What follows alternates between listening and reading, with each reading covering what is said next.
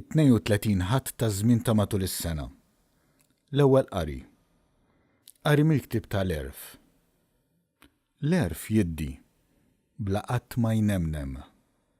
Malajr jarfuh dawk li jħobbuh u jsibuh dawk li jfittxuh u jħabbrek biex jidher lil dawk li jixtiequh.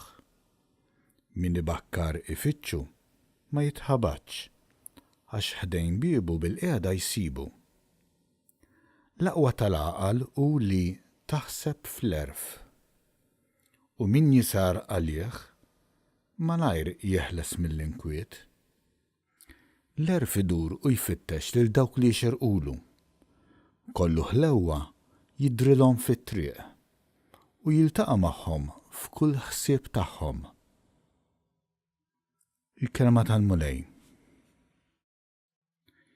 Salm responsorjali. Mulej Alla tiegħi, ruħi bilaċċ għalik. Alla tiegħi int, lilek ħerqan infittex. Ruħi bilaċċ għalik imxennaq jiena, bħal art nixfa maħruqa bla ilma. Mulej Alla tiegħi, ruħi bilaċċ għalik. Għalhekk ġejt narak fit-tempju mqaddes tiegħek biex nitaxxaq bis-seta u l-glorja tiegħek, għax it-tiba tiegħek aħjar mill-ħajja, xuftejja x'għandru it-tifħir tiegħek. Mulej Alla tiegħi, ruħi bilaċċ għalik.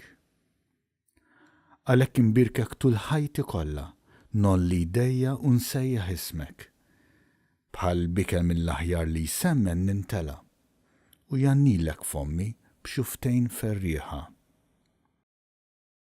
Mulej Alla tiegħi, ruħi bilaċċ għalik. Meta mindut fuq friexi, fik niftakar u naħseb fuqek fis-sarit tal-lejl.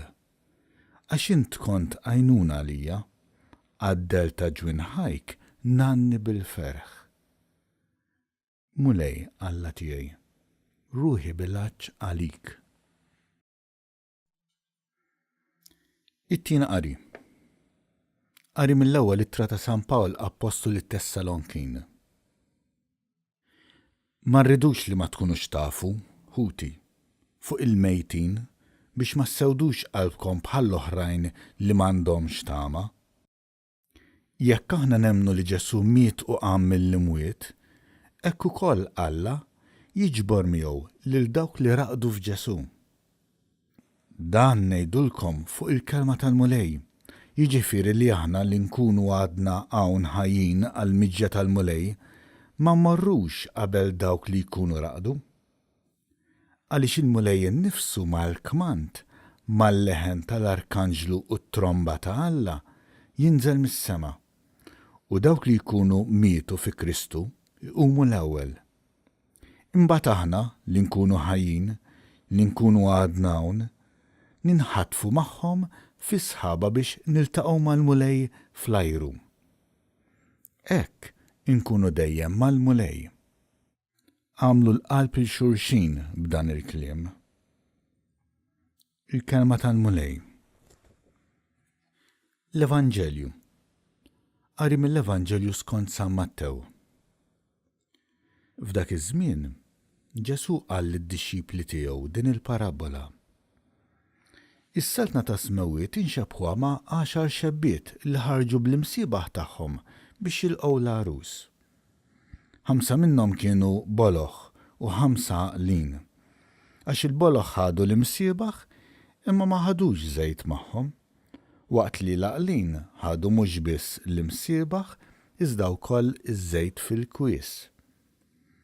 L-arus iddawwar ma ġie u għalhekk il-koll ħadhom in-nas u raqdu. Imbagħad f'nofs tal-lejl instema' min jgħajjad, ara l-arus, oħorġu l-qawħ. Dawk ix-xebbiet qamu l-koll u ħejjew l-imsiebaħ tagħhom. Iżda il-boloħ qalu lill-għaqlin, għatuna ftit żejt minn tagħkom għax l-imsiebaħ tagħna jintfew.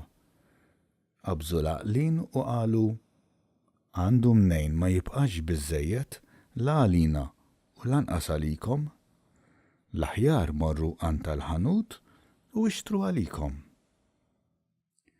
Xin dawk marru biex jixtru, jiġi l-arus. Dawk li kienu lesti daħlu miegħu għal-festa tat-tieġ u l-bieb ingħalaq.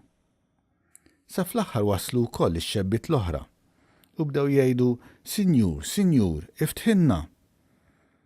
Iżdu ġiba qal, tassew ngħidilkom lilkom ma nafkomx. Issru mela għaliex la tafu l-jum u lanqas is-sija. Il-kelma tal-Mulej.